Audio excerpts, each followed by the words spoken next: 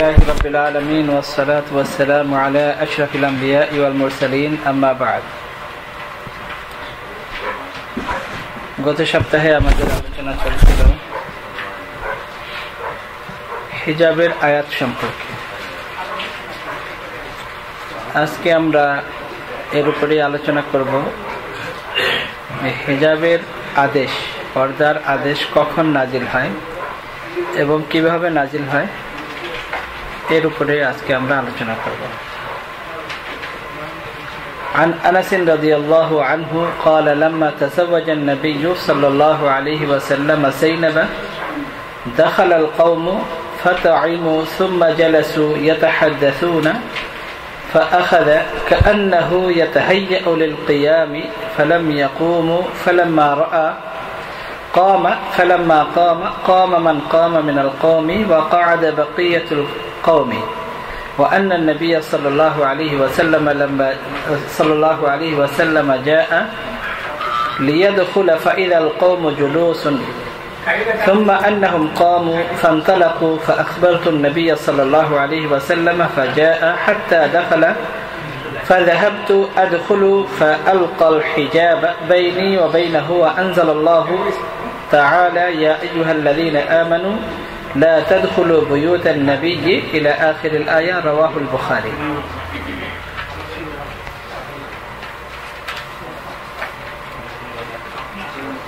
হযরত আনাস ইবনে মালিক রাদিয়াল্লাহু তাআলা আনহু থেকে বর্ণিত, হযরত আনাস রাদিয়াল্লাহু তাআলা আনহু বলেন, রাসূলুল্লাহ সাল্লাল্লাহু আলাইহি ওয়াসাল্লাম যখন হযরত যায়েনব বিনতে জাহাশ রাদিয়াল্লাহু তাআলা আনহাকে বিয়ে করেন, তখন ওলিমার জন্য রাসূলুল্লাহ সাল্লাল্লাহু আলাইহি ওয়াসাল্লাম সাহাবায়ে কেরামকে দাওয়াত করেন।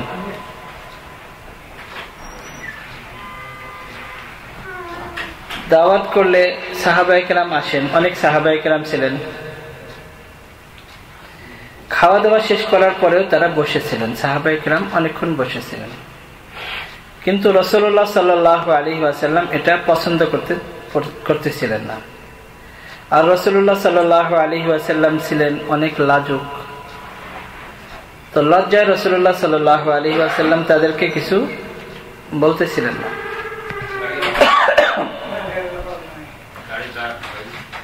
তারা বসে সাহাবায়ে কেরাম কথাবার্তা বলতেছিলেন। আর সাহাবায়ে কেরামেরও ছিল যে হুজুর সাল্লাল্লাহু আলাইহি ওয়াসাল্লামের দরবারে যতটুকু বেশি বসা যায় কথাবার্তা বলতেছিলেন নিজেদের মধ্যে। রাসূলুল্লাহ সাল্লাল্লাহু আলাইহি ওয়াসাল্লাম ভাবে এমন বোঝাচ্ছিলেন ইশারা ইঙ্গিতে যেন তারা উঠে, তো এই জন্য রাসূলুল্লাহ সাল্লাল্লাহু আলাইহি ওয়াসাল্লাম নিজেই উঠে দাঁড়ান। হুজুর সাল্লাল্লাহু আলাইহি ওয়াসাল্লামের দাঁড়ানোর পরেও যখন সাহাবায়ে কেরাম উঠেন নাই, দাঁড়ান নাই, রাসূলুল্লাহ সাল্লাল্লাহু আলাইহি ওয়াসাল্লাম একটু পরে উঠে চলে যান।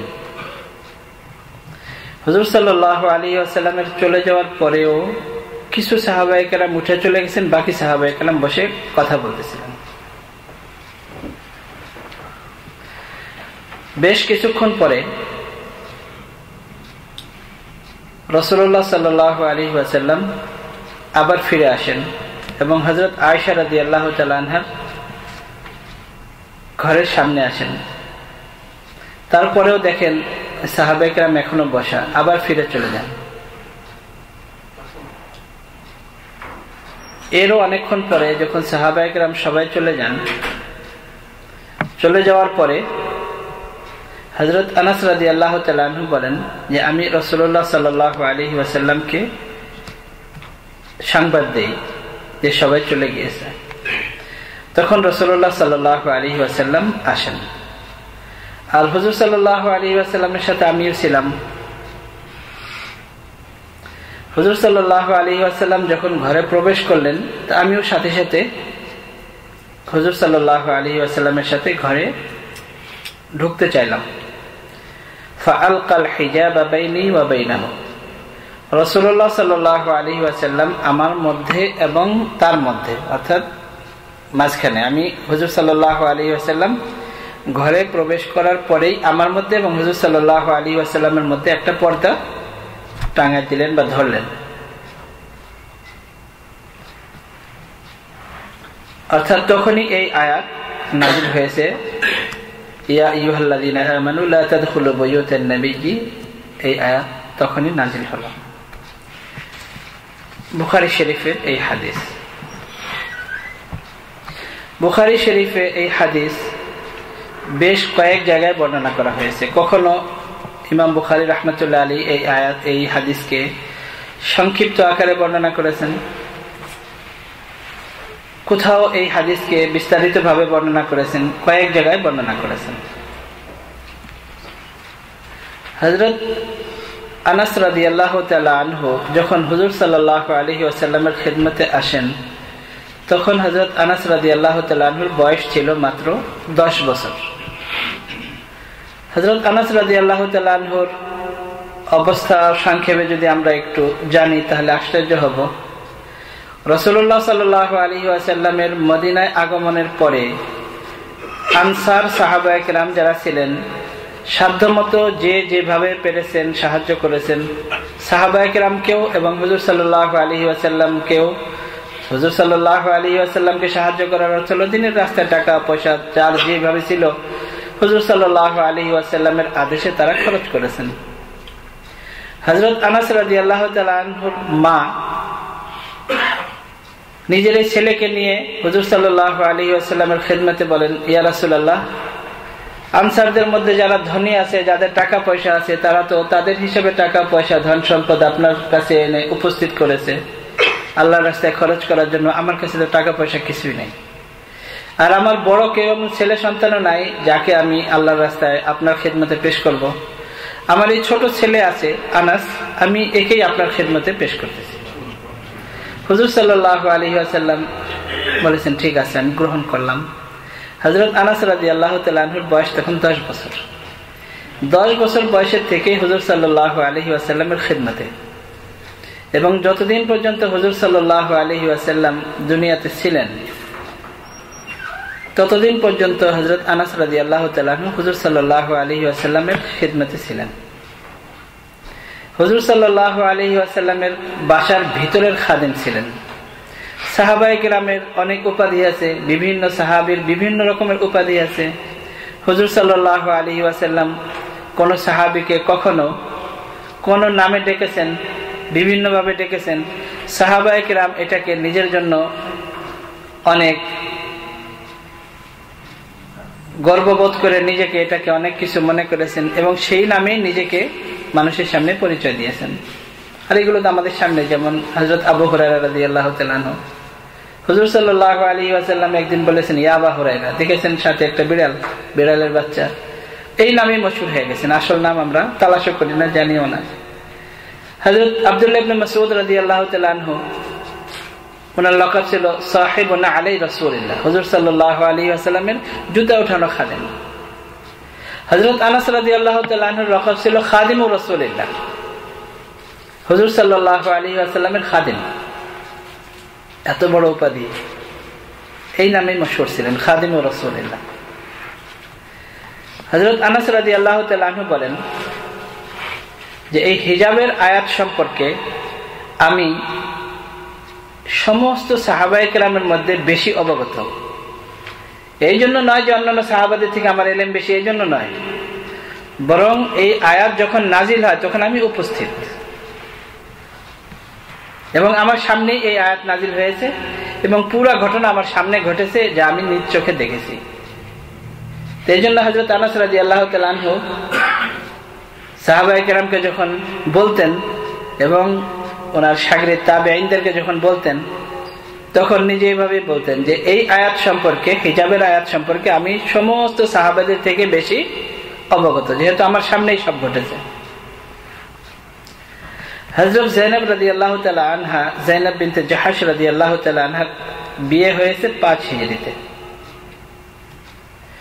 তো সেই হিসাবে যদি দেখা যায় 5 হিজরিতে, আর হযরত আনাস রাদিয়াল্লাহু তাআলা আনহু এসেছেন 10 হিজরিতে, তো 10-এর সাথে 5 15 বছর বয়স হযরত আনাস রাদিয়াল্লাহু তাআলা আনহুর। তো এই আয়াত নাজিল হওয়ার সাথে সাথে হুজুর সাল্লাল্লাহু আলাইহি ওয়াসাল্লাম হযরত আনাস রাদিয়াল্লাহু তাআলা বিগত 5 বছর হুজুর সাল্লাল্লাহু আলাইহি ওয়াসাল্লামের ঘরে আসা যাওয়া করেন। হঠাৎ হুজুর সাল্লাল্লাহু আলাইহি ওয়াসাল্লাম মাঝখানে পর্দা দিয়েছেন এবং বলেছেন যে না, তুমি আসতে পারবে না।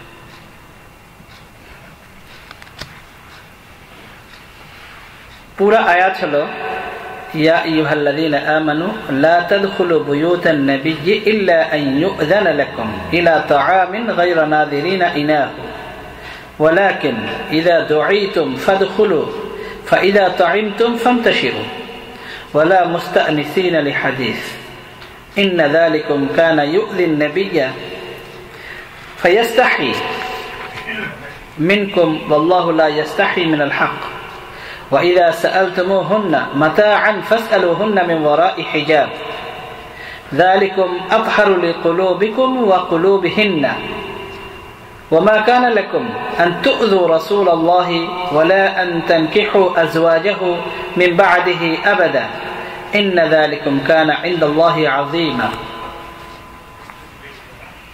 এই আয়াত নাযিল। হে ঈমানদারগণ, লা তাদখুলু বুয়ুতান নাবিয়্যি, নবীর ঘরে তোমরা প্রবেশ করবে না, ইল্লা আন ইউযানা লাকুম ইলা তাআমিন, হ্যাঁ যদি তোমাদেরকে অনুমতি দেওয়া হয়, পারমিশন দেওয়া হয় খাবারের জন্য, অর্থাৎ দাওয়াতে। গায়রা নাযিরিনা ইনাহু, এমন নয় যে তোমরা দেখতে থাকবে যে কি পাকানো হচ্ছে, কি করা হচ্ছে, অর্থাৎ অনেক আগেই তোমরা পৌঁছবে না। তার কারণ যদি কেউ তোমাদের দাওয়াত দেয়, এই আয়াত তো আসলে হুজুর সাল্লাল্লাহু আলাইহি ওয়াসাল্লামের ব্যাপারেই নাজিল হয়েছে, সাহাবায়ে কেরামের ব্যাপারে, কিন্তু এটা কিয়ামত পর্যন্ত আমাদের সকলের জন্য এটা শিক্ষা যে যদি কেউ আপনাকে দাওয়াত দেয় আর যদি টাইম নির্ধারিত দিয়ে দেয় যে এই টাইমে পৌঁছবেন, তাহলে সেই টাইমেই যাওয়া উচিত, তার আগে যাওয়া উচিত নয়। তার কারণ ঘরের লোকজন হয়তো ব্যস্ত আছে, পাকানোর ব্যাপারে বা বিভিন্ন ব্যাপারে ব্যস্ত আছে।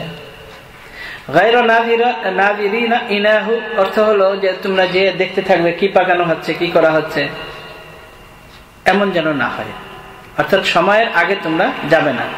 এটা বাড়িওয়ালাদের জন্য বিরক্তকর। ওয়ালাকিন ইযা দুঈতুম ফাদখুলু,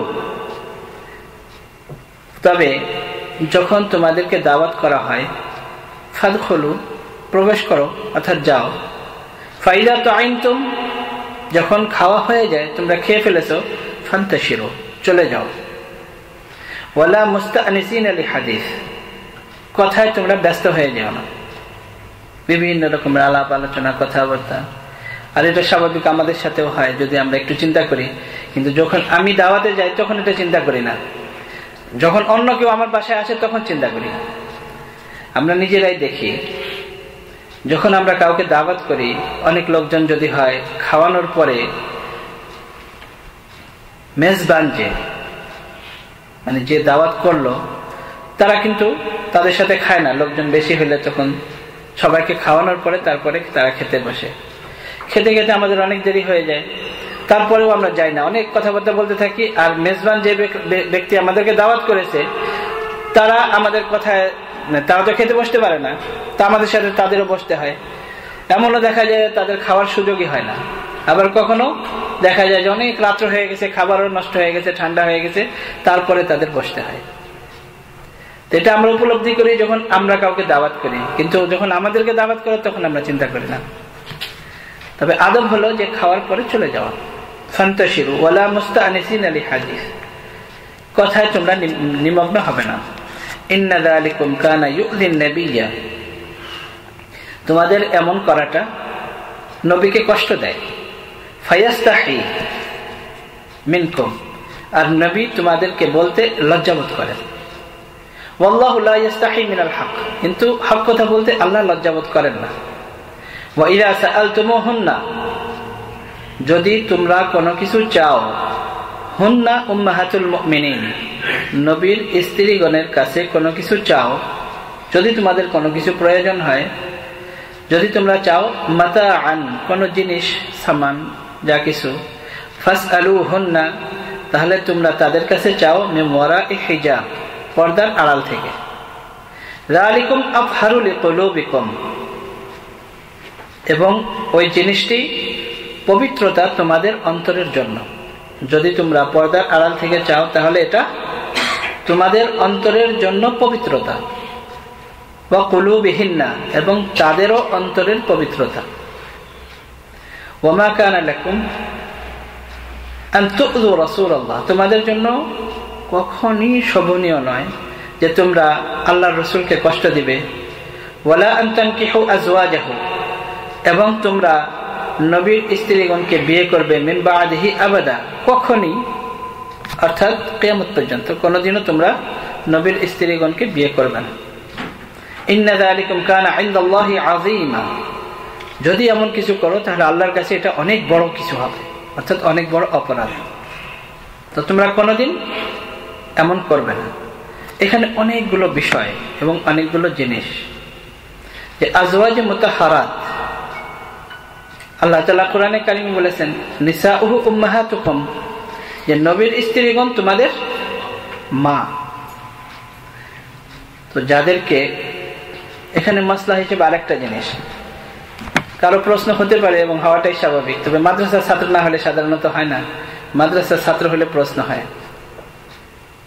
মাদ্রাসার ছাত্র অনেক খুঁটিনাটি অনেক প্রশ্ন করতে পারে, হয়তো আপনাদের প্রশ্ন নাও হতে পারে। এখানে প্রশ্ন হতে পারে, যদি নবীর স্ত্রীগণ আমাদের মা হয় তাহলে মার সাথে তো পর্দা থাকে না, দেখা দেওয়া জায়েজ, এখানে কেন আমাদের মিওয়ারা হিজাব বলা হলো, পর্দার আড়াল থেকে কেন চাইতে হবে? তারা তো আমাদের মা, এবং আল্লাহ তাআলা ঘোষণা দিয়েছেন যে রাসূলুল্লাহ সাল্লাল্লাহু আলাইহি ওয়াসাল্লামের পরে আমরা কোনোদিনও তার স্ত্রীগণকে বিয়ে করতে পারবো না, হারাম সমস্ত মানুষের জন্য। তারপরেও কেন পর্দা করতে হবে? এখানে দুটা জিনিস, একটা হলো মা, যেটা রিয়াল মা, যেটা অর্থাৎ যে মায়ের পেটে জন্ম হয়, যেটা আসল মা, সে মায়ের সাথে সন্তানের পর্দা নেই, হিজাব নেই। কিন্তু তারপরেও কতটুকু আছে পর্দা, মানে সতর হিসেবে বা কতটুকু আছে, এগুলো সামনে আসবে। সামাজিকতা যেটাকে বলা হয়, মানে সমাজে কিভাবে চলতে হবে, এটা এর আগেও আমরা বর্ণনা করেছি, পরে আবার আসবে। ছেলে সন্তান, বাপ মা, তাদের সাথেও মহিলার কিছু পর্দা আছে, পুরো পর্দা নাই কিন্তু কিছু পর্দা আছে, যতটুকু করা তার জন্য ফরজ। কিন্তু সন্তানের জন্য মাকে দেখা এটা নাজায়েজ নয়। তো এখানে রাসূলুল্লাহ সাল্লাল্লাহু আলাইহি ওয়াসাল্লামের স্ত্রীগণ আমাদের মা, তারপরেও পর্দার জন্য এমন কঠোর আদেশ কেন দেওয়া হয়েছে? এখানে মা হলো দুই হিসাবে, একটা হলো যে মায়ের পেটে সন্তান জন্ম নেয় সেই হিসেবে মা, মানে আসল মা। আর রাসূলুল্লাহ সাল্লাল্লাহু আলাইহি ওয়াসাল্লামের স্ত্রীগণ হলো সম্মানের দিক থেকে মা, এবং সমস্ত মুসলমানদের মা সম্মানের দিক থেকে, এবং এজন্যই বিয়ে করা হারাম, সম্মানের দিক থেকে মা। তো যেহেতু সম্মানের দিক থেকে মা, সেই হিসেবে দেখা দেওয়া যাবে না, কিন্তু তাদের সাথে পর্দা করতে হবে, কিন্তু তাদের বিয়ে করা হারাম। হযরত আয়েশা রাদিয়াল্লাহু তাআলা আনহার কাছে এক মহিলা এসে কোনো মাসলা জিজ্ঞেস করার জন্য এসেছে। তো মহিলা বলেছে, ইয়া উম্মি।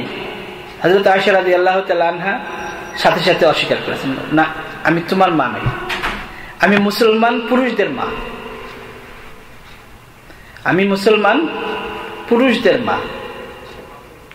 তো মুসলমান পুরুষদের মা, আমি মহিলাদের মা নই, অর্থাৎ পুরুষদের মা এর অর্থ হলো যে আমি সম্মানের দিক থেকে পুরুষদের মা, আর তুমি তো মেয়ে, তো তুমি আমার সন্তান নও। মানে এইখানে সন্তান হিসেবে মানে রিয়েল সন্তান, কিন্তু তুমি তো আমার সন্তান নও। আর মুসলমান যারা, তারাও আমার সন্তান নয়, কিন্তু সম্মানের দিক থেকে আমি তাদের মা। তো সাথে সাথে বলেছেন যে না, আমি তোমার মা নই, আমি মুসলমান পুরুষদের মা। এই জন্য পর্দা তাদের সাথেও করতে হবে। এবং সাথে সাথে আল্লাহ তাআলা বলেছেন, যালিকুম আতহারু লিকুলুবিকুম উম্মাহাতুল মুমিনিন, যাদের ব্যাপারে যার মধ্যে সামান্যতম ঈমান আছে, খারাপ কোনো কিছু কল্পনাও আসতে পারে না। আমরা যারা মুসলমান, এমনকি যত গুনাহগার মুসলমান, আমাদের অন্তরে খারাপ কিছু আসার কোনো সম্ভাবনাই নাই। কিন্তু তারপরেও আল্লাহ তাআলা বলেছেন আতহারু লিকুলুবিকুম ওয়া কুলুবিহিন্না, তাদের অন্তরের পবিত্রতার জন্য এটা উত্তম যে পর্দার আড়াল থেকে কোনো কিছু চাও, এবং তোমাদের অন্তরের পবিত্রতার জন্য উত্তম, অর্থাৎ তোমাদের অন্তরেও কোনো কিছু আসবে না যদি পর্দার আড়াল থেকে তোমরা এমন করো।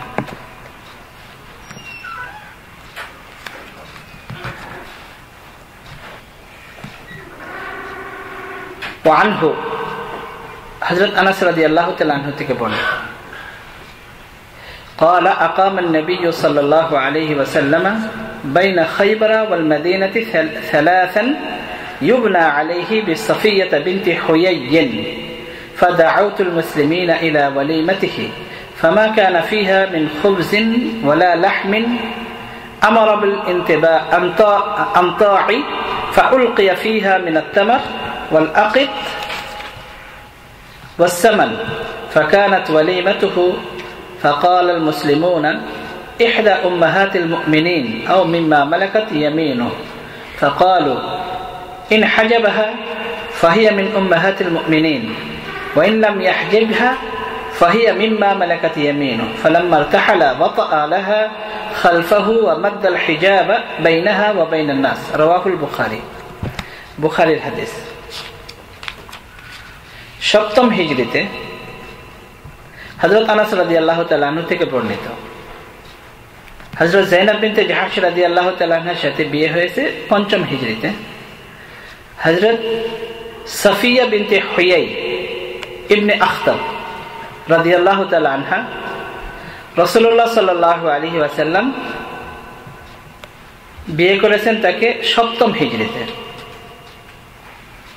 হযরত আনাস রাদিয়াল্লাহু তাআলা আনহু বলেন, মদিনা এবং খাইবার এর মাঝামাঝি স্থানে রাসূলুল্লাহ সাল্লাল্লাহু আলাইহি ওয়াসাল্লাম 3 দিন অবস্থান করেছেন এবং হযরত সাফিয়া বিনতে হুয়াই রাদিয়াল্লাহু তাআলা আনহাকে বিয়ে করেছেন। ফাদাউতুল মুসলিমিনা ইলা ওয়ালিমাতিহি, আমি রাসূলুল্লাহ সাল্লাল্লাহু আলাইহি ওয়াসাল্লামের ওয়ালিমা, যেটাকে আমরা বউ ভাত বলি, এটা সুন্নাত। ওয়ালিমা সুন্নাত, পুরুষের পক্ষ থেকে ওয়ালিমা এটা সুন্নাত। এবং এই জন্য যদি আল্লাহ কাউকে যদি তৌফিক দেয়, আর যদি অনেক টাকা পয়সা খরচ করে, যদি পয়সা নষ্ট না করে, আর যদি খরচ করে, তাহলে জায়েজ এবং কোনো অসুবিধা নেই, এটা ভালো। হযরত আব্দুর রহমান ইবনে আউফ রাদিয়াল্লাহু তাআলা আনহু বিয়ে করেছেন। রাসূলুল্লাহ সাল্লাল্লাহু আলাইহি ওয়াসাল্লাম দেখেছেন মহিলাদের, দেখেছেন কিভাবে বুঝলেন? মহিলাদের যে পারফিউম থাকতো আগের জামানায়, ওটার মধ্যে একটা কালার থাকতো, আর পুরুষের যে সমস্ত আতর বা পারফিউম এর মধ্যে কালার থাকতো না। রাসূলুল্লাহ সাল্লাল্লাহু আলাইহি ওয়াসাল্লাম দেখেছেন হযরত আব্দুর রহমান ইবনে আউফ রাদিয়াল্লাহু তাআলা আনহুর কাপড়ে কালার। তো হুজুর সাল্লাল্লাহু আলাইহি ওয়াসাল্লাম বুঝতে পেরেছেন যে হয়তো আব্দুর রহমান বিয়ে করেছেন। আরো একটা জিনিস বুঝার এখানে, হযরত আব্দুর রহমান ইবনে আউফ রাদিয়াল্লাহু তাআলা আনহু আশারায়ে মুবাশশারা, 10 জন যাদেরকে জান্নাতের শুভ সংবাদ দেওয়া হয়েছে তার মধ্যে একজন।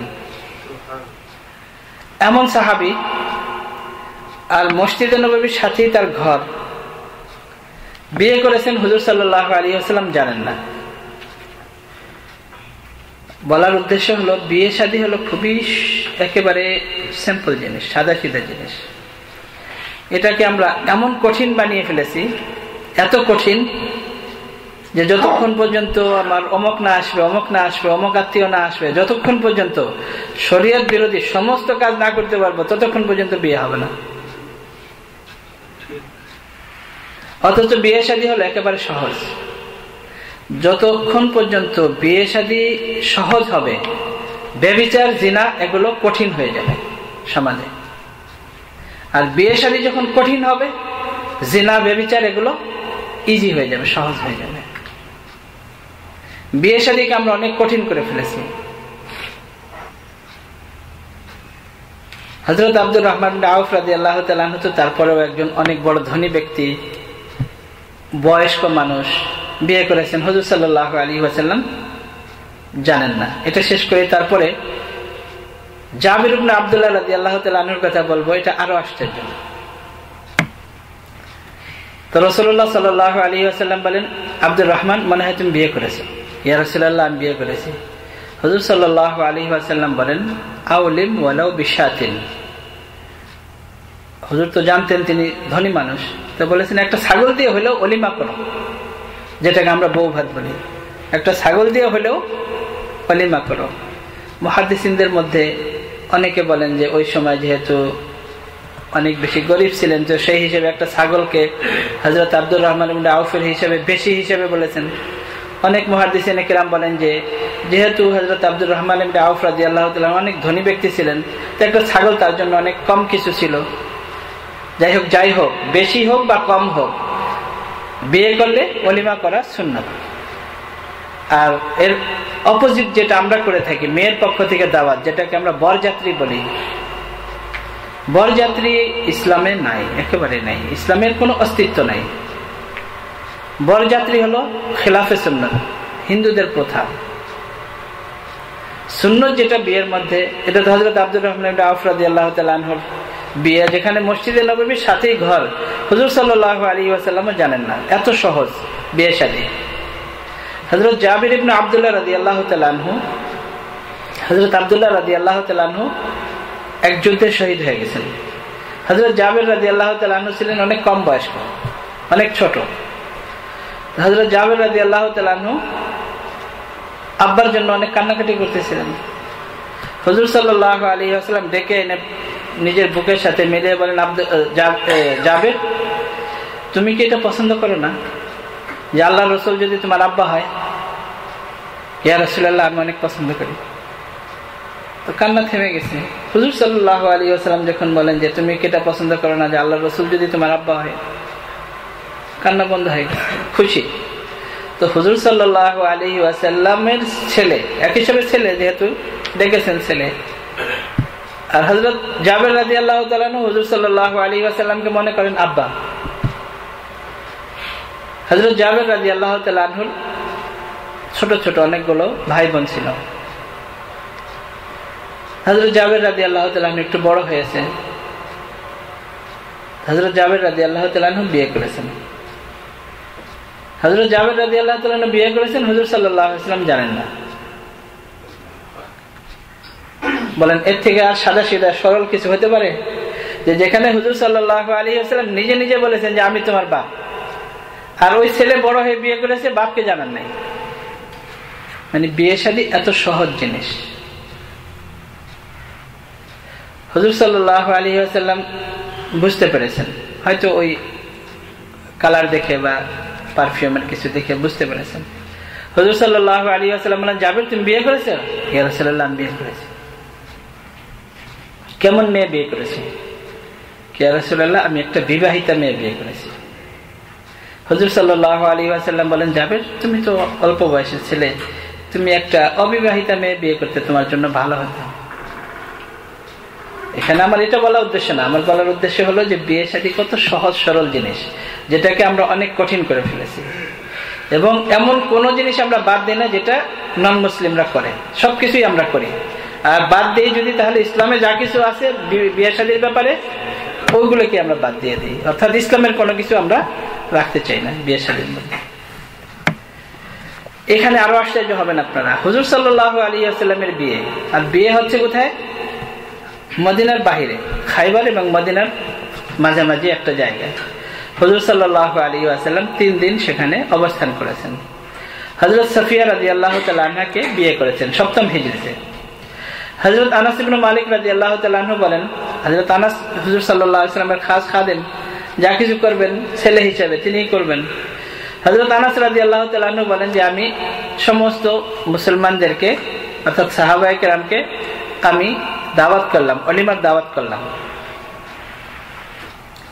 হযরত আনাস বলেন, ফামা কানা ফিহা মিন খুবজিন ওয়ালা লাহমিন। আমাদের তো রুটি আর গোশত এটা কিছুই না, এটা হিসাবেই ধরা হয় না। হযরত আনাস রাদিয়াল্লাহু তাআলা আনহু বলেন যে সেই ওলিমার মধ্যে কোনো রুটিও ছিল না, কোনো গোশত ছিল না। এখানে আমাদের জন্য সবচেয়ে বড় একটা শিক্ষা হলো এই যে ওলিমার জন্য বিরিয়ানি বা রুটি বা গোশত অনেক বড় কিছু হওয়া এটা ফরজ ওয়াজিব জরুরি কিছু নয়। হুজুর সাল্লাল্লাহু আলাইহি ওয়াসাল্লামের ওলিমাতে রুটিও নেই, গোশত নেই, কি ছিল? আমারা বিল আমতাই, রাসূলুল্লাহ সাল্লাল্লাহু আলাইহি ওয়াসাল্লাম হযরত আনাস রাদিয়াল্লাহু তাআলা আনহুকে হুকুম করেছেন, আনাস চামড়ার দস্তরখান বিছায় দাও। ফাউলকিয়া ফিহা, বিছানো হলো। ফাউলকিয়া ফিহা মিনাত তামারি, তো ওখানে যা কিছু খেজুর ছিল ওখানে খেজুর ছড়াই দেওয়া হলো দস্তরখানের উপরে। ওয়াল আকিতি, পনির, চিজ। ওয়াস সামানি, সামানি ঘিও বলতে পারেন বা ক্রিম চিজ বলতে পারেন, দস্তরখানে রেখে দেওয়া হলো। ফাকানাত ওয়ালিমাতুহু, হুজুর সাল্লাল্লাহু আলাইহি ওয়াসাল্লামের ওলিমা হয়ে গেল। ফাকাল আল মুসলিমুনা, এখানে যে বিষয়টা, যেই কারণে এখানে উল্লেখ করা, এই বিষয়টা হলো ফাকাল আল মুসলিমুনা ইহদা উম্মাহাতিল মুমিনিনা আও মিম্মা মালাকাত ইয়ামিনু, যে হযরত সাফিয়া রাদিয়াল্লাহু তাআলা আনহা তিনি কি হুজুর সাল্লাল্লাহু আলাইহি ওয়াসাল্লামের স্ত্রী নাকি দাসী, এটা কিভাবে বোঝা যাবে? মানে এই সন্দেহ কেন, এটাও বলবো আপনাদেরকে, কিন্তু এখানে হাদিসটা আগে শেষ হোক তারপরে। তো সাহাবায়ে কেরাম যারা, তারা মনে করলেন যে হযরত সাফিয়া হুজুর সাল্লাল্লাহু আলাইহি ওয়াসাল্লামের কি স্ত্রী নাকি দাসী, কিভাবে বোঝা যাবে এটা? ফাকালু ইন হাজাবাহা ফাহিয়া মিন উম্মাহাতিল মুমিনিন, সাহাবায়ে কেরাম বললেন যে যদি হুজুর সাল্লাল্লাহু আলাইহি ওয়াসাল্লাম হযরত সাফিয়া রাদিয়াল্লাহু তাআলা আনহাকে পর্দার মধ্যে রাখেন তাহলে বোঝা যাবে যে স্ত্রী, আর যদি পর্দার মধ্যে না রাখেন তাহলে বোঝা যাবে যে দাসী। মানে এটাই ছিল পার্থক্য, যে যদি দাসী না হয়, কৃত দাসী না হয়, তাহলে সবাই পর্দা করবে মুসলমান যারা, আর যদি দাসী হয় তাহলে যেহেতু মালিকের আন্ডারে তার কাজ করতেই হবে, তাহলে তার মুখ, তারপরে হাত পা এগুলো খোলা রাখতে হবে।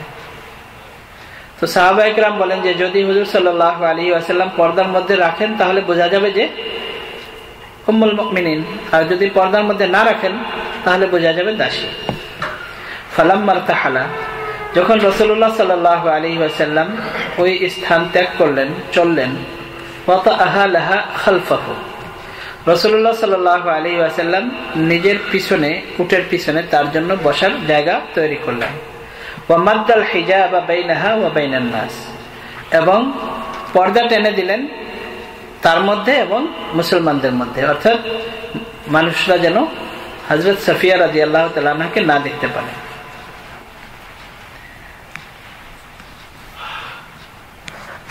এখানে আপনাদের যে সন্দেহ হওয়ার কথা যে দাসী কেন মনে করবে, হযরত সাফিয়া রাদিয়াল্লাহু তাআলা আনহা ছিলেন হুয়াই ইবনে আখতাব, ইহুদি, বহুত বড় ইহুদিদের লিডার, তার মেয়ে। যখন খাইবারের যুদ্ধ হয় এবং মুসলমানদের পুরা কন্ট্রোলে চলে আসে, তখন হযরত সাফিয়া রাদিয়াল্লাহু তাআলা আনহার স্বামী মারা যায়। ইহুদিদের পক্ষ থেকে সে যুদ্ধে ছিল, সে মারা যায়। যখন হযরত সাফিয়া রাদিয়াল্লাহু তাআলা আনহু অ্যারেস্ট হয়ে আসে, রাসূলুল্লাহ সাল্লাল্লাহু আলাইহি ওয়াসাল্লাম তাকে ফ্রি করে দেন, আজাদ করে দেন এবং তাকে বিয়ে করেন। এখানে বিস্তারিত ভাবে বলা হয় নাই হযরত সাফিয়া রাদিয়াল্লাহু তাআলা আনহার জীবনী যেখানে, সেখানে বিস্তারিত ভাবে এটা করার মধ্যে অনেক বড় হিকমত ছিল এবং রহস্য ছিল, যে তখন অনেক ইহুদি মুসলমানদের হাতে অ্যারেস্ট হয়ে আসে।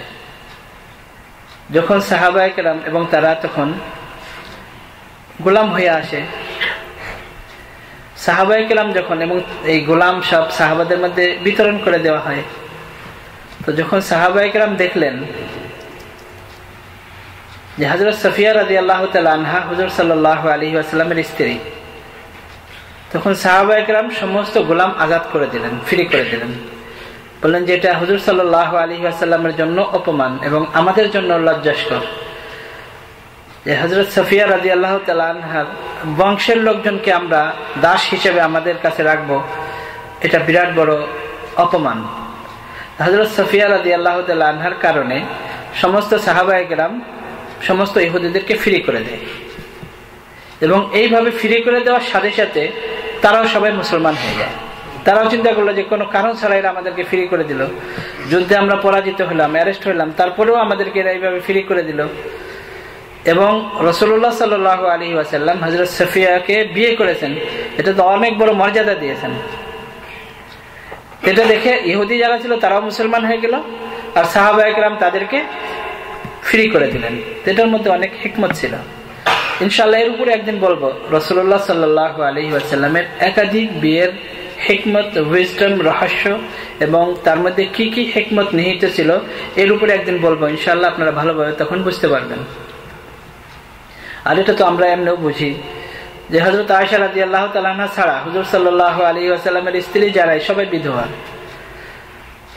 আমরা যদি শুধু এতটুকু চিন্তা করি যে হুজুর সাল্লাল্লাহু আলাইহি ওয়াসাল্লাম যখন মক্কাতে, শুরুতে, শেষে তো অনেক বেশি, মক্কাতে যখন মুসলমানদের মধ্যে বেশ কয়েক হাজার মানে বেশ কয়েক হাজার কাফের যখন মুসলমান হয়ে গেছে সাহাবায়ে কেরামদের মধ্যে, তখনও কি মুসলিম মহিলার কোনো অভাব ছিল মক্কাতে? হুজুর সাল্লাল্লাহু আলাইহি ওয়াসাল্লাম চাইলে বিয়ে করতে পারতেন না? হযরত খাদিজা রাদিয়াল্লাহু তাআলা আনহার বয়সের সাথে হুজুর সাল্লাল্লাহু আলাইহি ওয়াসাল্লামের বয়সের ডিফারেন্স 15 বছর। যখন হযরত খাদিজা রাদিয়াল্লাহু তাআলা আনহার ইন্তেকাল হয় তখন হুজুর সাল্লাল্লাহু আলাইহি ওয়াসাল্লামের বয়স 50 বছর। তো 50 বছর বয়স পর্যন্ত হুজুর সাল্লাল্লাহু আলাইহি ওয়াসাল্লাম কোনো আর বিয়ে করেন নাই। হযরত খাদিজা রাদিয়াল্লাহু তাআলা আনহার যখন বিয়ে হয় তখনই বয়স 40 বছর। হুজুর সাল্লাল্লাহু আলাইহি ওয়াসাল্লামের বয়স 25 বছর। হুজুর সাল্লাল্লাহু আলাইহি ওয়াসাল্লামের বয়স যখন 50 বছর তখন হযরত খাদিজা রাদিয়াল্লাহু তাআলা আনহার ইন্তেকাল হয়েছে। তো এই 25 বছর একজন বয়স্কা মহিলাকে নিয়ে হুজুর সাল্লাল্লাহু আলাইহি ওয়াসাল্লাম জীবনযাপন করেছেন। এবং এটা পরিষ্কার হাদিসের মধ্যে আছে যে একজন নবী 40 জন সাধারণ মানুষের সমান ক্ষমতা রাখে, প্রত্যেক নবী। তো 40 জন সাধারণ মানুষের ক্ষমতা রাখা সত্ত্বেও হুজুর সাল্লাল্লাহু আলাইহি ওয়াসাল্লাম, এটা তো আপনারাও জানেন, হুজুর সাল্লাল্লাহু আলাইহি ওয়াসাল্লামকে অফার দেওয়া হয়েছে মুশরিকিনে মক্কার পক্ষ থেকে, যখন তারা আর কোনোভাবেই থামাইতে পারতেছিল না ইসলামের দাওয়াতকে, তখন তারা হুজুর সাল্লাল্লাহু আলাইহি ওয়াসাল্লামকে অফার দিয়েছে যে যদি মক্কার সবচেয়ে সুন্দরী মহিলাকে তুমি বিয়ে করতে চাও তাহলে আমরা এটা অ্যারেঞ্জ করব। তুমি যদি কিং হইতে চাও, বাদশাহ হইতে চাও, আমাদের মধ্যে কিংডম নাই, সিস্টেম নাই, তারপরেও আমরা সবাই মিলে তোমাকে কিং বানাবো। তুমি যদি চাও যে মক্কার সবচেয়ে বড় ধনী হবে, আমরা সবাই মিলে মাল একত্রিত করে তোমাকে দিব, তুমি সবচেয়ে বড় ধনী হবে। তো মহিলার অফার তো তখন দেওয়া হয়েছে। আর যখন মুসলমান হওয়ার পরে এমন কোন মহিলা আছে যে হুজুর সাল্লাল্লাহু আলাইহি ওয়াসাল্লামের সাথে বিয়ে বসবে না? কিন্তু হুজুর সাল্লাল্লাহু আলাইহি ওয়াসাল্লাম 50 বছর বয়স পর্যন্ত বিয়ে করেননি। আরো একটা যে গুরুত্বপূর্ণ বিষয় যেটা আমরা বুঝতে পারি, এটা হলো সবসময় শত্রু যারা, তারা দুর্বল পয়েন্ট তালাশ করে। একটা লোকের দুর্বল পয়েন্ট সবসময় তালাশ করে। মুশরিকিনে মক্কা হুজুর সাল্লাল্লাহু আলাইহি ওয়াসাল্লামকে কবি বলেছে, সাহিত্যিক বলেছে, জাদুঘর বলেছে, অনেক কিছু, ফরচুন টেলার বলেছে, এত কিছু বলেছে, কিন্তু এই অপবাদ কোনোদিনও দেয় নাই যে মুহাম্মদ সাল্লাল্লাহু আলাইহি ওয়াসাল্লাম মেয়েদের দিকে তাকায় বা মেয়েদের সাথে সম্পর্ক রাখে, এমন কোন অপবাদ দিয়েছে? বরং তাদের সবার কাছে হুজুর সাল্লাল্লাহু আলাইহি ওয়াসাল্লাম সত্যবাদী। তো যদি আমরা মুসলমান হয়েও এই ধরনের কোনো কিছু চিন্তা করি যে হুজুর সাল্লাল্লাহু আলাইহি ওয়াসাল্লামের একাধিক বিয়ের মধ্যে কোনো এমন কিছু আছে কিনা, তাহলে আমাদের ইমানের অবস্থা কি হবে আমরা বুঝতে পারি। কখনো আমাদের এমন চিন্তা করাও উচিত নয়। এরপর হুজুর সাল্লাল্লাহু আলাইহি ওয়াসাল্লাম 50 বছর বয়সে দ্বিতীয় বিয়ে করেছেন। হযরত সাউদা রাদিয়াল্লাহু তাআলা আনহা তখন ছিলেন বুড়ি, একেবারে অনেক বয়স। তিনি নিজেকে পেশ করেছেন, ইয়া রাসূলুল্লাহ, আপনি দাওয়াতের কাজে, ইসলামের কাজে এত ব্যস্ত থাকেন, আপনার ছোট ছোট বাচ্চা, এদের লালন পালন করার কেউ নাই, আমি শুধু এদের সেবা যত্নের জন্য আপনার খেদমতে থাকতে চাই। হুজুর সাল্লাল্লাহু আলাইহি ওয়াসাল্লাম হযরত সাউদা রাদিয়াল্লাহু তাআলা আনহাকে বিয়ে করেছেন তখনই অনেক বয়সে, আর বাকি যত বিয়ে করেছেন এরপর হযরত আয়েশা রাদিয়াল্লাহু তাআলা আনহার সাথে বিয়ে হয়েছে যখন বয়স 6 বছর। হযরত আয়েশা রাদিয়াল্লাহু তাআলা আনহাকে ঘরে রাখার মতো নয়। আর বাকি যত বিয়ে করেছেন তারপরে মদিনাতে যাওয়ার পরে, এবং সবাই বিধবা। যাই হোক, তো হযরত সাফিয়া রাদিয়াল্লাহু তাআলা আনহাকে বিয়ে করার রহস্য, হিকমত হলো এটা যে এর দ্বারা ওই সময় মদিনার ইহুদি যারা অ্যারেস্ট হয়ে এসেছিল তারা ইসলাম গ্রহণ করলো, আর সাহাবায়ে কেরাম তাদেরকে ফ্রি করে দিল, আজাদ করে দিল। এবং অন্যান্য ইহুদি যারা ইসলামের সবচেয়ে বড় দুশমন ছিল তারাও এতটুকু চিন্তা করতে লাগলো যে নবী এত সম্মান দিয়েছে যে আমাদের মেয়েকে বিয়ে করেছে, এবং এটাও উদ্দেশ্যও ছিল যে যেন ইহুদিরা মুসলমানদের অনেক বেশি শত্রুতা না করে। এটা 7ম হিজরিতে।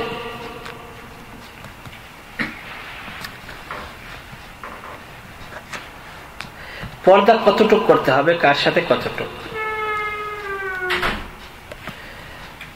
দাসী যদি হয়, যেখানে ইল্লা মা মালাকাত ইয়ামিনহু, যদি দাসী হয়, বাদী হয়, তাহলে তার পর্দা হলো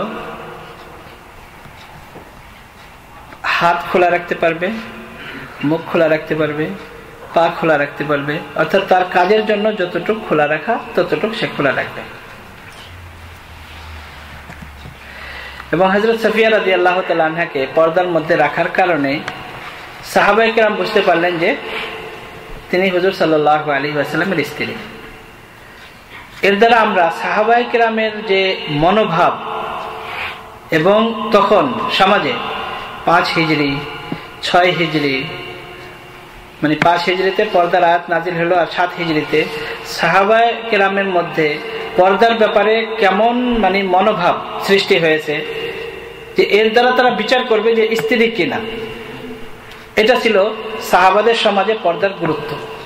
এটাই আসলে এখানে বোঝানোর উদ্দেশ্য।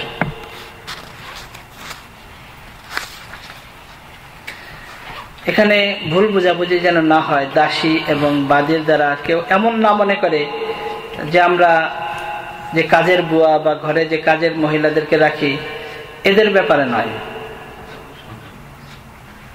এদের ব্যাপারে পর্দার এমনই আদেশ যেমন অন্য একটা মহিলার সাথে যেরকম তার জন্য পর্দার আদেশ, অর্থাৎ তার ফেস কভার করা, মুখ ঢাকা, এটা ফরজ। এবং যদি ফিতনার আশঙ্কা থাকে তাহলে হাত এবং পাও খোলা রাখতে পারবে না। কিন্তু এই ব্যাপারে আমাদের মধ্যে অনেক দুর্বলতা। কাজের মহিলাকে সবাই ওই দাসী হিসেবে চিন্তা করে এবং ওইভাবেই তার সাথে ট্রিট করে, মনে করে এর সাথে কারো কোনো পর্দা নেই। এটা শরীয়ত বিরোধী কাজ। এর অপোজিট, কাজের লোকজন যারা পুরুষ, তাদের সাথেও মহিলারা এমন ভাবেই মনে করে এর সাথে আমাদের কোনো পর্দা নেই, কিন্তু তার সাথে তাদের পুরোপুরি পর্দা করা ফরজ। এই ব্যাপারে আমাদের মধ্যে খুবই ভুল ধারণা, এবং আমরা ওই দাসী এবং বাদী হিসেবে আমরা এরকম মনে করি।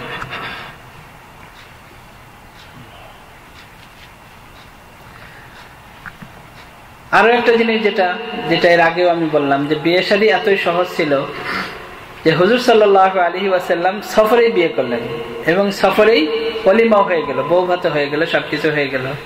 আর আমাদের সফরে এরকম তো কল্পনা করা যাবে না। আর যদি এমন হয় তাহলে সফরের থেকে আর ফিরে ঘরে আসতে দেবে না কেউ, ঘরের লোকজন। অথচ হুজুর সাল্লাল্লাহু আলাইহি ওয়াসাল্লাম সফরেই বিয়ে করলেন, ওলিমাও হয়ে গেল। وعن عائشة رضي الله تعالى عنها قالت قلت يا رسول الله إن أخا أبي القعيس استأذن فأبيت أن آذن له حتى أستأذنك فقال النبي صلى الله عليه وسلم ما يمنعك أن تأذين عمك قلت يا رسول الله إن الرجل ليس هو أرضعني ولكن أرضعتني امرأة أبي القعيس فقال ইযাল লাহু ফাইন্নাহু আম্মাকি তারিবাত ইয়ামিনুক ক্বালা উরওয়া فذلك كانت عائشة رضي الله تعالى عنها تقول حرموا من الرضاعة ما تحرمون من النسب رواه البخاري হযরত আয়েশা রাদিয়াল্লাহু তাআলা আনহা থেকে বর্ণিত হযরত আয়েশা রাদিয়াল্লাহু তাআলা আনহা বলেন যে আমার কাছে আবুল কুয়াইসের ভাই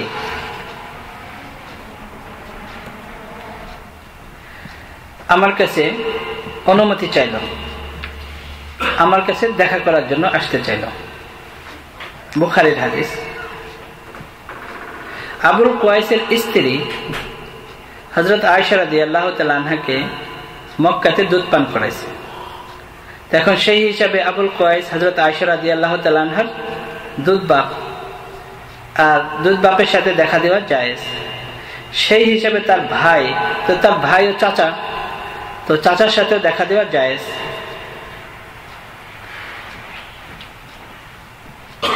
তো তার নাম ছিল আফলাহ। আফলাহ হযরত আয়েশা রাদিয়াল্লাহু তাআলা আনহার সাথে দেখা করার জন্য এসেছে, হয়তো কোনো কিছু বলতে চেয়েছিলেন বা কিছু, সাহাবী। এবং তিনি মনে করেছেন যে আমার ভাতিজি, সেই হিসাবে রুমের ভিতরে যে তার সাথে আমি কথা বলবো। কিন্তু হযরত আয়েশা রাদিয়াল্লাহু তাআলা আনহা বলেছেন, না, আপনি আসতে পারবেন না, পারমিশন নাই। হুজুর সাল্লাল্লাহু আলাইহি ওয়াসাল্লামকে জিজ্ঞেস করতে হবে। মানে পর্দার গুরুত্ব তাদের মধ্যে কত কিছু। চাচা তারপরেও বলছেন না, হুজুর সাল্লাল্লাহু আলাইহি ওয়াসাল্লামের সাথে যতক্ষণ পর্যন্ত আমি কথা না বলবো ততক্ষণ পর্যন্ত আমি আপনাকে পারমিশন দেব না।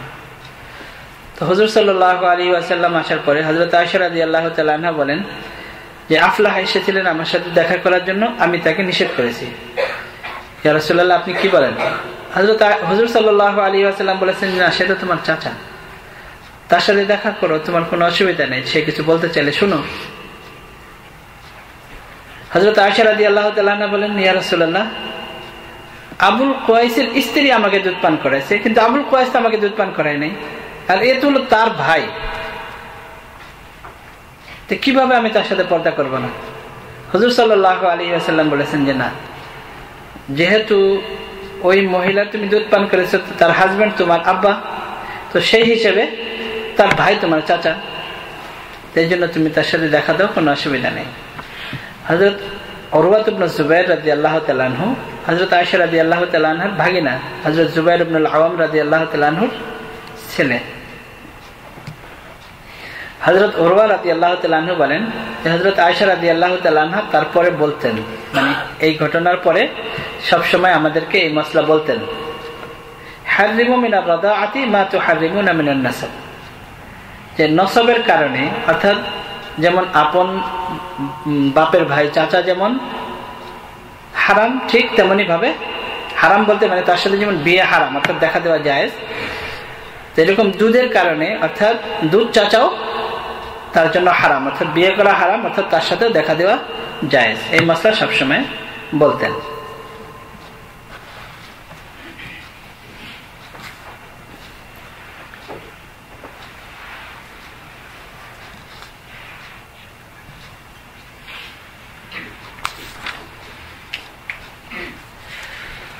তো এখানেও দেখেন সাহাবায়ে কেরামের ভিতরে, উম্মাহাতুল মুমিনিনের ভিতরে পর্দার আয়াত নাজিল হওয়ার পরে পর্দার গুরুত্ব কত বেশি ছিল, যে জানা সত্ত্বেও যে আমি তার ভাইয়ের স্ত্রীর দুধ পান করেছি আর সে আমার চাচা, তারপরেও হযরত আয়েশা রাদিয়াল্লাহু তাআলা আনহা হুজুর সাল্লাল্লাহু আলাইহি ওয়াসাল্লামের পারমিশন দেওয়ার পরেও প্রশ্ন করেছেন যে আমাকে পুরুষ তো আর দুধ পান করায় নাই, তার ভাইয়ের সাথে আমি কিভাবে দেখা দেব? কিন্তু হুজুর সাল্লাল্লাহু আলাইহি ওয়াসাল্লাম বলেছেন যে না, এই ব্যাপারে কোনো অসুবিধা নেই। হযরত আয়েশা রাদিয়াল্লাহু তাআলা আনহা থেকে বর্ণিত, ওয়া আনহা রাদিয়াল্লাহু তাআলা আনহা قالت اختصم سعد وابن زمعة فقال النبي صلى الله عليه وسلم هو لك يا عبد بن زمعة الولد للفراش واحتجبي منه يا سودة وزاد لنا قتيبة عن الليث وللعاهب الحجر رواه البخاري। বুখারীর হাদিস। হযরত আয়েশা রাদিয়াল্লাহু তাআলা আনহা থেকে বর্ণিত, হযরত সাদ ইবনে আবি ওয়াক্কাস রাদিয়াল্লাহু তাআলা আনহু এবং হযরত আব্দ ইবনে জামা রাদিয়াল্লাহু তাআলা আনহু, এই দুইজনের মধ্যে একটা বান্দির ব্যাপারে, দাসীর ব্যাপারে নিজেদের মধ্যে ঝগড়া ছিল। হুজুর সাল্লাল্লাহু আলাইহি ওয়াসাল্লামের কাছে এসেছে। হুজুর সাল্লাল্লাহু আলাইহি ওয়াসাল্লাম ফয়সালা করে দিয়েছেন। ফয়সালা করার পরেও হুজুর সাল্লাল্লাহু আলাইহি ওয়াসাল্লাম হযরত সাউদা রাদিয়াল্লাহু তাআলা আনহাকে বলেছেন যে তোমার এই ছেলে তোমার ভাই, কিন্তু তারপরেও যেহেতু মতবিরোধ হয়ে গেছে এই জন্য তুমি তার সাথে পর্দা করবা। হযরত আয়েশা রাদিয়াল্লাহু তাআলা আনহা বলেন যে ইন্তেকাল পর্যন্ত হযরত সাউদা রাদিয়াল্লাহু তাআলা আনহা এই ছেলের সাথে খুব কড়া ভাবে পর্দা করতেন। বিস্তারিত ঘটনা হলো,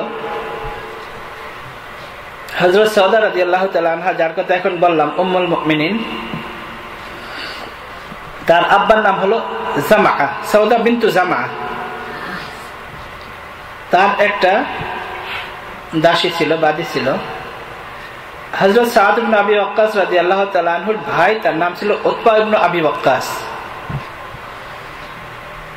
তো উতবা ইবনে আবি ওয়াক্কাস নিজের ভাই হযরত সাদ ইবনে আবি ওয়াক্কাস রাদিয়াল্লাহু তাআলা আনহুকে ওসিয়ত করে গেছে। অনেক বয়স হয়ে গিয়েছিল এবং এই ঘটনা হলো ইসলামের আগের। তো ইন্তেকালের আগে হযরত সাদ ইবনে আবি ওয়াক্কাস রাদিয়াল্লাহু তাআলা আনহুকে বলেছে যে দেখো, ওই জামার যে দাসী, ওই দাসী তার যদি কোনো বাচ্চা হয় তো ওই বাচ্চাটা আমার। ঘটনা হলো আগের, যে ওই বাচ্চাটা আমার, ওই বাচ্চাটা তুমি নিয়ে নিবা। এরপরে উতবা মারা গেছে। হযরত সাদ ইবনে আবি ওয়াক্কাস রাদিয়াল্লাহু তাআলা আনহুর ভাই উতবা মারা গিয়েছে। মারা যাওয়ার পরে বাচ্চা হয়েছে, একটা ছেলে হয়েছে। হযরত সাদ ইবনে আবি ওয়াক্কাস রাদিয়াল্লাহু তাআলা আনহু তার ভাইয়ের ওসিয়ত হিসেবে ওই বাচ্চা জোর করে নিয়ে গেছে। নিয়ে যাওয়ার পরে হযরত জামা, অর্থাৎ হযরত সাউদা রাদিয়াল্লাহু তাআলা আনহার ভাই, তার নাম হলো আব্দ ইবনে জামা। তো হযরত আব্দ ইবনে জামা সে বলেছে যে না, এটা তো আমার আব্বার বান্দি, তো সেই হিসাবে এই বাচ্চা তো আমাদের, এটা তো আমার ভাই হয় হিসাবে। হযরত সাদ ইবনে আবি ওয়াক্কাস রাদিয়াল্লাহু তাআলা বলছে যে না, আমার ভাই উতবা বলেছে যে এই বাচ্চা হলে এটা আমার ভাইয়ের, তো যেহেতু আমার ভাতিজা এই জন্য আমি নিয়ে যাব। এখন দুইজন মিলে হুজুর সাল্লাল্লাহু আলাইহি ওয়াসাল্লামের খিদমতে হাজির। হযরত আব্দ ইবনে জামা তো হুজুর সাল্লাল্লাহু আলাইহি ওয়াসাল্লামের শ্যালক, আর হযরত সাদ ইবনে আবি ওয়াক্কাস রাদিয়াল্লাহু তাআলা বহুত বড় সাহাবী, শুরুতে যারা ইসলাম গ্রহণ করেছে। তো দুইজনেই গেছে, যে বলেছে ইয়া রাসূলুল্লাহ, আমাদের এরকম এরকম ঘটনা। হুজুর সাল্লাল্লাহু আলাইহি ওয়াসাল্লাম ফয়সালা করেছেন যে আসলে এই দাসীর মালিককে, যার আন্ডারে সে থাকবে, বাচ্চা তারই হবে। তো মালিক হলো জামা, তো সেই হিসেবে বাচ্চার ভাই হবে আব্দ ইবনে জামা। হুজুর সাল্লাল্লাহু আলাইহি ওয়াসাল্লাম ফয়সালা করে দিয়েছেন যে বাচ্চা আব্দ ইবনে জামাকে দিয়ে দাও। হযরত সাদ ইবনে আবি ওয়াক্কাস রাদিয়াল্লাহু তাআলা আনহু দিয়ে দিয়েছেন। বুখারীর হাদিস। বাচ্চা দেওয়ার পরেও হুজুর সাল্লাল্লাহু আলাইহি ওয়াসাল্লাম হযরত সাউদা রাদিয়াল্লাহু তাআলা আনহাকে বলেছেন যে তুমি হিসাবে তো হযরত সাউদা রাদিয়াল্লাহু তাআলা আনহারও ভাই হবে, তার বাপের দাসীর বাচ্চা, তো সেই হিসাবে তার ভাই হবে। হযরত সাউদা রাদিয়াল্লাহু তাআলা আনহাকে হুজুর সাল্লাল্লাহু আলাইহি ওয়াসাল্লাম বলেছেন যে তুমি এই ছেলে থেকে, এই ছেলে যদি বড় হয়ে যায় তখন তুমি পর্দা করবে। তার কারণ হলো যে যদিও শরীয়তের বিধান অনুযায়ী যে মালিক তার জন্যই ধরা হবে বাচ্চা, কিন্তু এই বাচ্চার, এই ছেলের গঠন, চেহারা, সুরত উতবা ইবনে আবি ওয়াক্কাসের মতো ছিল। সাদ ইবনে আবি ওয়াক্কাস রাদিয়াল্লাহু তাআলা আনহুর বড় ভাইয়ের মতো ছিল। তো এই জন্য হুজুর সাল্লাল্লাহু আলাইহি ওয়াসাল্লাম সতর্কতার জন্য হযরত সাউদা রাদিয়াল্লাহু তাআলা আনহাকে বলেছেন যে তুমি এর সাথে পর্দা করবে।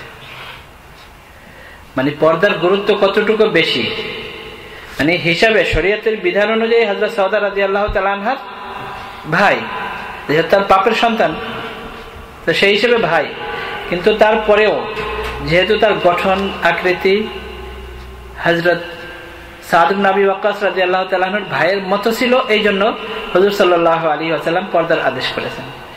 আর এই আদেশকে হযরত সাউদা রাদিয়াল্লাহু তাআলা আনহা তো এমনি ছিলেন বুড়ি, অনেক বয়স ছিল, তার জন্য পর্দার আদেশ এত কঠিন, মানে যখন বয়স এরকম হয়ে যায় যে বিয়ের আর কোনো আশা ভরসা না থাকে, তখন তার জন্য পর্দা এত কড়াকড়ি থাকেও না, কোরআনে আল্লাহ বর্ণনা করেছেন। কিন্তু তারপরেও হযরত আয়েশা রাদিয়াল্লাহু তাআলা আনহা বলেন যে হযরত সাউদা রাদিয়াল্লাহু তাআলা আনহা এই ছেলের সাথে বড় হওয়ার পরে এমন কঠোর পর্দা করতেন যে একেবারে ইন্তেকাল পর্যন্ত তার এই ছেলের সাথে কখনো নিজের চেহারা দেখেন নাই, এমন ভাবে পর্দা করেছেন। وعن عائشة رضي الله تعالى عنها قالت يرحم الله نساء المهاجرات الأولى لما أنزل الله وليضربن بخمرهن على جيوبهن شققن اكتف مروطهن فاختمرن بها وليضربن بخمرهن على جيوبهن ولا يبدين زينتهن إلا لبعولتهن হযরত আয়েশা রাদিয়াল্লাহু তাআলা আনহা থেকে বর্ণিত, তিনি বলেন যে আল্লাহ তাআলা শুরু যুগে যখন পর্দার হুকুম নাজিল হয় এবং এই আয়াত যখন নাজিল হয়, তখন মুহাজির মহিলারা যে কিভাবে পর্দা করেছে শুরু যুগে যখন পর্দার আয়াত নাজিল হয়েছে, এটা আমি চিন্তা করলে মানে আশ্চর্য লাগে। হযরত আয়েশা রাদিয়াল্লাহু তাআলা আনহা বলেন যে আল্লাহ তাআলা তাদের উপর রহম করুক। যখন এই আয়াত নাজিল হয় ওয়ালিয়াদরিবনা বিখুমুরিহিন্না আলা জুয়ুবিহিন্না, যে মহিলারা যেন তাদের ওড়নাকে ঢেকে দেয়, মানে তাদের সিনাকে ঘিরে দেয়। শাকাকনা, তখন তাদের আনসারদের মহিলারা তাদের মোটা মোটা যে সমস্ত চাদর ছিল যেগুলো তারা হিজাবের জন্য ব্যবহার করত, এইগুলোকে তারা ছিঁড়ে কেটে তারা ওড়না বানানো শুরু করেছে এবং এগুলোকে ওড়না বানিয়ে তারা তখন নিজেরা ব্যবহার করা শুরু করেছে এই আয়াত নাজিল হওয়ার সাথে সাথে। আবু দাউদ শরীফের হাদিস,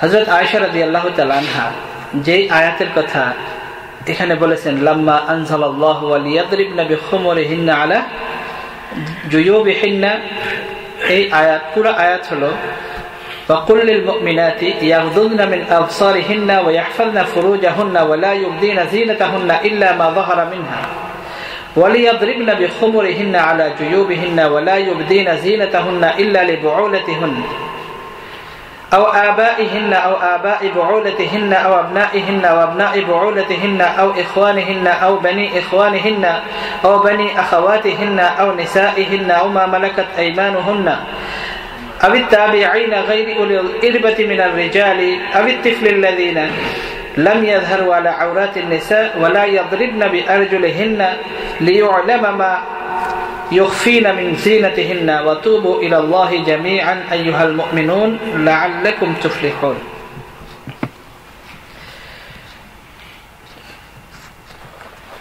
লম্বা আয়াত, শুধু আয়াতের তরজমা করে আজকে শেষ করব, এর উপরে কথা ইনশাআল্লাহ আগামী সপ্তাহে বলব। আল্লাহ তাআলা ইরশাদ করেন, হে নবী আপনি বলে দিন লিল মুমিনাতি, মুমিন মহিলাগণকে, ইয়াগদুদনা মিন আবসারিহিন্না, তারা যেন তাদের দৃষ্টিকে নিচু করে রাখে, ওয়াহফাজনা ফুরুজাহুন্না, এবং তারা যেন তাদের লজ্জাস্থানের হেফাজত করে, ওয়ালা ইউবদিনা যিনাতাহুন্না, এবং তারা যেন তাদের সৌন্দর্যের স্থানকে প্রকাশ না করে, জাহির না করে, ইল্লা মা যাহারা মিনহা, হ্যাঁ যদি কোনো কিছু এমনিই তাদের অজান্তে অনিচ্ছাকৃত বের হয়ে যায়, ওয়ালিয়াদরিবনা বিখুমুরিহিন্না আলা জুয়ুবিহিন্না, এবং তারা যেন তাদের ওড়নাকে তাদের সিনার উপরে ঢেকে দেয়, ওয়ালা ইউবদিনা যিনাতাহুন্না ইল্লা লিবুউলাতিহিন্না, এবং তারা যেন তাদের সৌন্দর্যের স্থানগুলো না প্রকাশ করে, হ্যাঁ শুধু তাদের স্বামীদের জন্য, আও আবাইহিন্না, অথবা তাদের বাপদের সামনে, আও আবাই বুউলাতিহিন্না, অথবা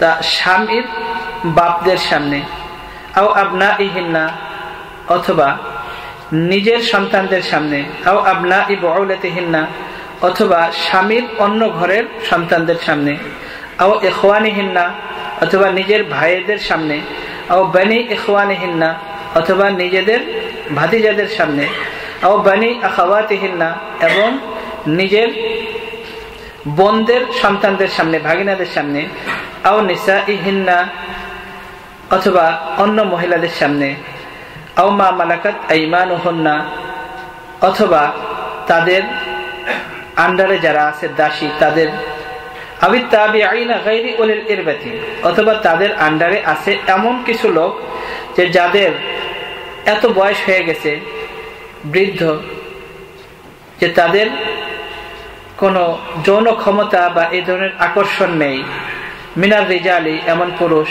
আবিত তিফলিল্লাযিনা, অথবা এমন ছোট শিশু, লাম ইয়াযহারু আলা আওরাতিন নিসা, যে মহিলাদের গুপ্ত অঙ্গের সম্পর্কে তাদের কোনো ধরনেরই ধারণা নেই, এত ছোট শিশু, তাদের সামনে, ওয়ালা ইয়াদরিবনা বিআরজুলিহিন্না, এবং তারা তাদের পায়ের ঝনঝনানি শোনাবে না, এমন ভাবে চলবে না যে পায়ের অলংকারের শব্দ শোনা যায়, লিয়ুআলামা মা ইউখফিনা, যেন জানা যায়, মা ইউখফিনা মিন জিনাতিহিন্না, যে তাদের জিনাত, সৌন্দর্য, অলংকার তারা যা পায়ের মধ্যে গোপন রেখেছে তার শব্দ যেন প্রকাশ না করে।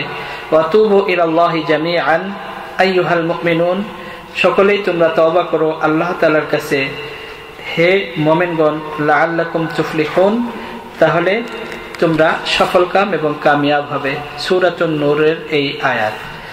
ইনশাআল্লাহ আগামী সপ্তাহে এই আয়াতের উপরে কথা বলবো। আল্লাহ তাআলা আমাদের সবাইকে কোরআন এবং হাদিস সঠিকভাবে বোঝার তৌফিক দান করেন এবং আমল করার তৌফিক দান করেন। ওয়া আখিরু দাওয়ানা আলহামদুলিল্লাহি রাব্বিল আলামিন।